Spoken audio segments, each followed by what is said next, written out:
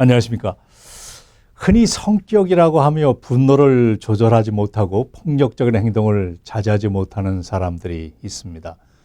부부간에 또는 토론 중에 발생하는 폭력적인 행위는 가정과 사회의 문제를 야기하기도 합니다. 순간적인 화를 참지 못하는 일들이 반복적으로 나타나는 경우 분노 조절 장애라는 일종의 질병으로 판단될 수도 있습니다.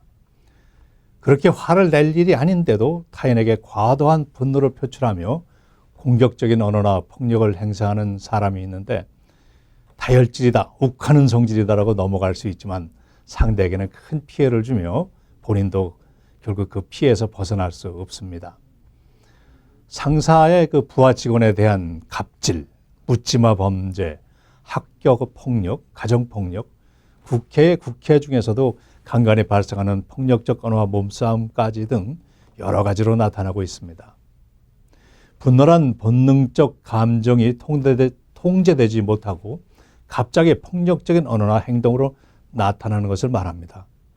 분노가 나타나는 배경에는 낮은 자존감, 열등감, 특권의식 또는 피해의식, 반사회적인 인격장애, 파괴적 기분조절 장애 등 심리적인 요인, 스트레스나 억눌린 화가 오랫동안 쌓여있다가 표출되는 정서적인 요인, 폭력에 대한 사회적 통제가 엄하게 통제되지 않을 때 발생할 수 있는 사회적인 요인, 음주 또는 약물 사용과 관련된 물질 사용 요인, 뇌 전두엽의 감정 조절 기능의 약화, 조울증, 양극성 장애로 나타날 수 있는 병리적인 요인 등들 그 배경은 매우 다양합니다.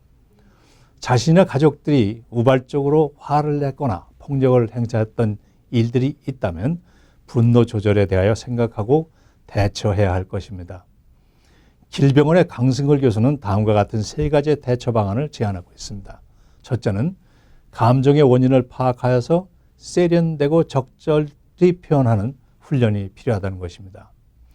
분노 조절을 하지 못하는 사람의 경우 자신이 화를 내는 이유를 잘 알지 못하거나 적절히 설명하지 못하는데, 예를 들어서 내가 싫어하는 사람을 누군가 칭찬할 때 갑자기 화가 나서 그 사람에게 소리를 질렀다고 하면 나의 열등감 혹은 질투심이 그 화로 연결된 것이 아닌지 그 자신의 감정의 원인을 알았다면 그 사람에게 그렇게 화를 내지 않았을 것입니다.